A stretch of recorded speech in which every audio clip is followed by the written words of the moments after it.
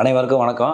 இப்போ முழங்காலில் மூட்டுகளில் அதிகமாக ஏற்படக்கூடிய பிரச்சனை அப்படின்னு பார்த்தீங்கன்னா சவுண்டு வர்றது, டக்கு டக்குன்னு சவுண்டு வருதுங்க, படக்கு படக்குன்னு வருதுங்க, தோள்பட்டையை தூக்குனா சட சடன்னு சவுண்டு வந்துகிட்டே இருக்குதுங்க, விரல் இப்படி சும்மா நார்மலாக ஒரு நட்டை எடுக்கிறப்ப டக்குன்னு ஒரு சவுண்டு வரும். ஆனால் இது அடிக்கடி வந்துக்கிட்டே இருக்குது. கீழே உட்காந்து எந்திரிக்கிறப்பா, வாக்கிங் போகிறப்பா, கால் லைட் அப்படி மூவ்மெண்ட் பண்ணுறப்பலாம் படக்கு படக்குன்னு நிறைய பேர் வந்து பேஷண்ட்ஸ் நிறைய கேட்குறாங்க, இது பிரச்சனைங்களா இல்லையா, இது எனக்கு வலி இல்லைங்க அப்படின்னு சொல்கிறாங்கல்ல. இப்போ இந்த டிக் டிக்னு வர சவுண்டு வந்து நிறைய பேர் கேட்குற கேள்வி வந்து பிரச்சனை உள்ளதா, எனக்கு கால்சியம் சத்து குறைபாடு ஏதாவது இருக்குமா, இது வந்து எலும்பு வந்து வீக்னஸ்னால அப்படி ஆகுதா, ஏன்னா சில சவுண்டு வருதுனாவே உடையுதோ அப்படிங்கிற ஒரு ஃபீல் இருக்கும், அதனால் அந்த வீக்னஸ்னாலைக்கு இது வருதா, முழங்காலில் ஜவ்வு ஏதாவது கிழிவதால் இந்த சவுண்டு வரும், அப்படி ஏதாவது ஜவ்வுக்கு இது எனக்கு கிழிஞ்சிருமா, இல்லை வயதானதால் வருகிறதா. ஸோ உண்மையான காரணம் என்ன, அதற்கு நிரந்தர தீர்வு என்ன, தீர்க்கப்பட வேண்டிய பிரச்சனையா தவிர்க்கப்பட வேண்டிய பிரச்சனையா, அப்படி தீர்வு காண வேண்டிய பிரச்சனைகளாக இருந்ததுன்னா அதுக்கு என்ன முழுமையான தீர்வு, அதை பற்றி விரிவாக இந்த காணொலியில் பார்க்கலாம்.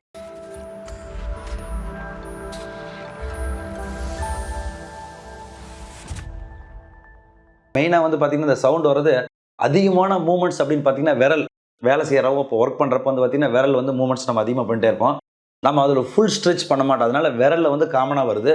ரெண்டாவது முட்டிங்காலில் முழங்காலில் வந்து மெயினாக காமனாக வருது, ஏன்னா கீழே உட்காந்து எந்திரிக்கிறோம், நடக்கிறோம், காலை வந்து ரொட்டேட் பண்ணுறோம். ஸோ அந்த மாதிரி அதிகமான மூவ்மெண்ட் உள்ள இடம் அப்படின்னு வந்து பார்த்தீங்கன்னா மூவ்மெண்ட் நம்ம அன்றாட வாழ்க்கையில்.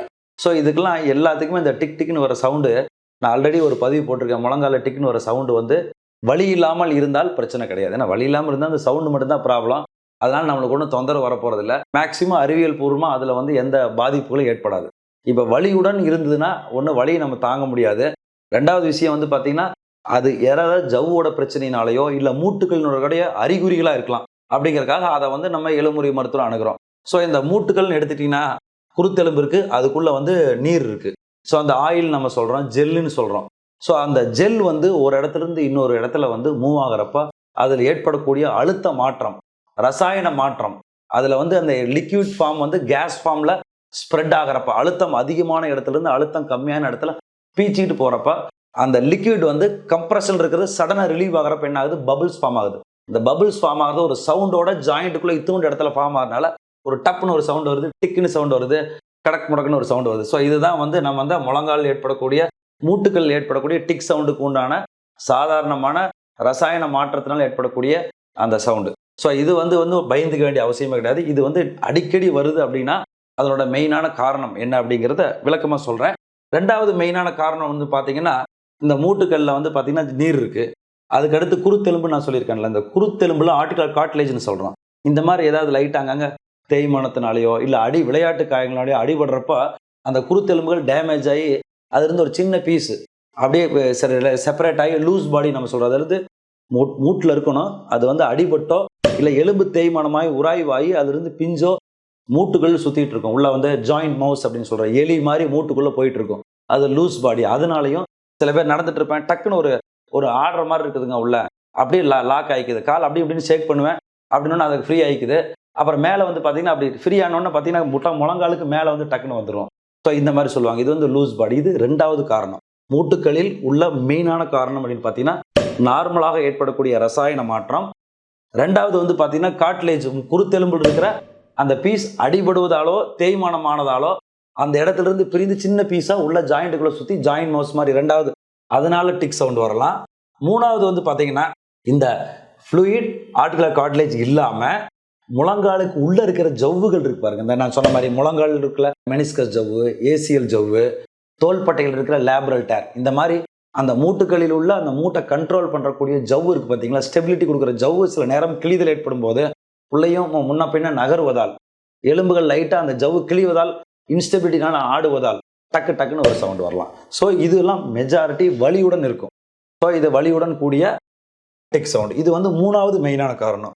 நாலாவது மெயினான காரணம்னு பார்த்தீங்கன்னா இந்த மூட்டுக்களை சுற்றி உள்ள சதைகள், சதை நார்கள், டெண்டன்ஸ், சதை நார்கள்னா டெண்டன்ஸ் சொல்கிறோம், சுற்றி இருக்கிற லிகமெண்ட்ஸ், அது வந்து காலை மடக்கி நீட்டுறப்போ ரொட்டேட் பண்ணுறப்போ அந்த சதைகள் வந்து சில நேரம் வந்து அதனோட நார்மல் ட்ராக்ல இருந்து பிறண்டு சைடு ட்ராக்லையோ இப்படி மாறுறப்ப ஸ்லிப் அப்படின்னு சொல்கிறோம், அதுவே சில நேரம் ஸ்லிப் ஆகி பழையபடி வந்துடும்.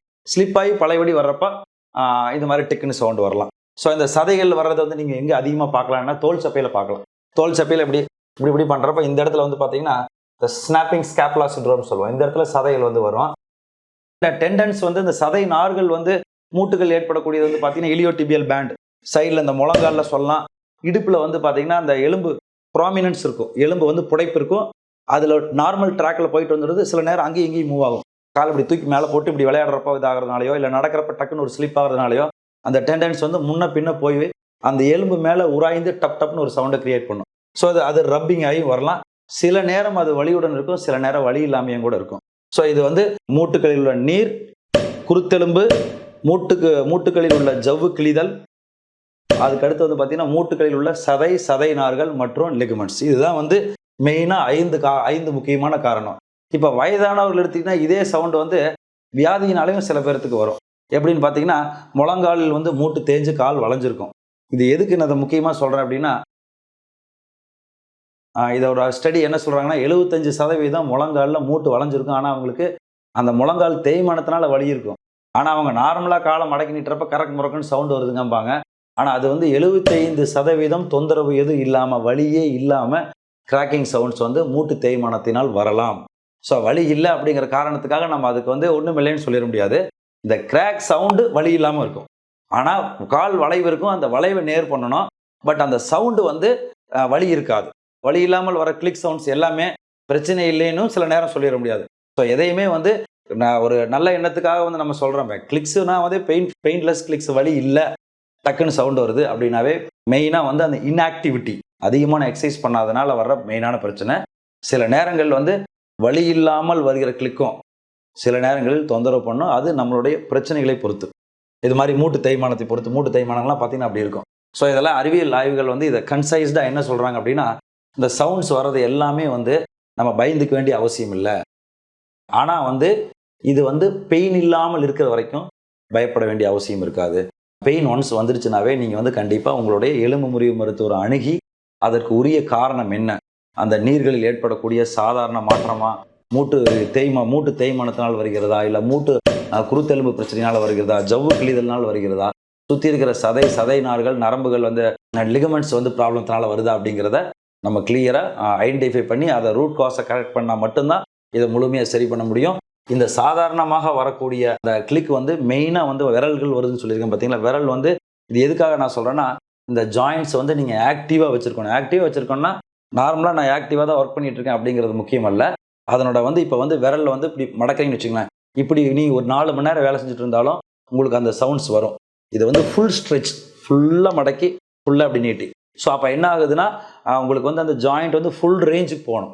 இங்கே மடக்கி இப்போ கையை மடக்கணும்னு வச்சுக்கோங்க, கையை இப்படி நல்லா மடக்கி நல்லா நீட்டுறது, ஷோல்டரை வந்து இப்படி நல்லா இப்படி ஃப்ளெக்ஸ் பண்ணி இப்படி நல்லா வந்து ஸ்ட்ரெச் பண்ணுறது. ஸோ அப்படி பண்ணுறப்ப என்னன்னா ஃபுல் ரேஞ்சுக்கு போயிட்டு வரப்போ ஃப்ளூயிட் வந்து ஒரு இடத்துலேருந்து இன்னொரு இடத்துக்கு நல்லா போயிட்டு வந்துட்டு இருக்கும். ஸோ அப்போ வந்து அந்த ஜாயிண்ட்டுக்கு உள்ளே இருக்கிற அந்த நீர் வந்து நன்றாக போயிட்டு வந்துருந்ததுன்னா ஒன்று வந்து ஃப்ளெக்சிபிளாக இருக்கும், சவுண்ட்ஸ் வராது, ப்ளஸ் வந்து அந்த மூட்டுகள் குருத்தெலும்புகளுக்கு வந்து ரத்த ஓட்டமும் அதிலிருந்து தான் அதனுடைய உயிரோட்டம் வந்து பார்த்தீங்கன்னா குருத்தெலும்போட உயிரோட்டம் அந்த நீரில் தான் இருக்குது. ஸோ அந்த நீர் வந்து ஸ்ட்ரெச் பண்ணுறதுனால ஒரு அட்வான்டேஜ் கிளிக் வராமல் இருக்கிறதுடன் அந்த குருத்தெலும்புகளுக்கும் உயிரோட்டம் கிடைக்கும். ஸோ அப்போ ஆக்டிவாக இருக்கணும்.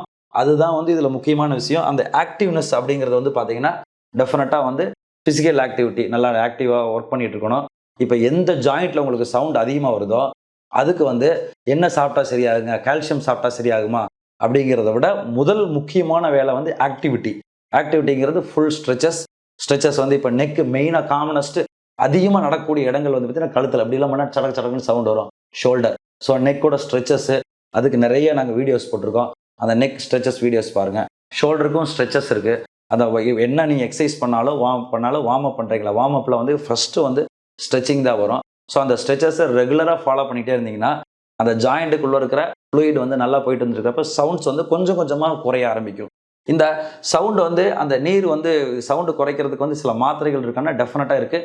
ஏன்னா அந்த ஆர்டிகல் கார்ட்லேஜில் ஏற்படக்கூடிய தேய்மானத்தினாலையும் வரலான்னு சொல்லியிருக்கேன். அந்த நீர் வந்து நன்றாக நார்மலாக நம்ம உடம்புல வந்து உற்பத்தி ஆகிட்டு இருக்கும்.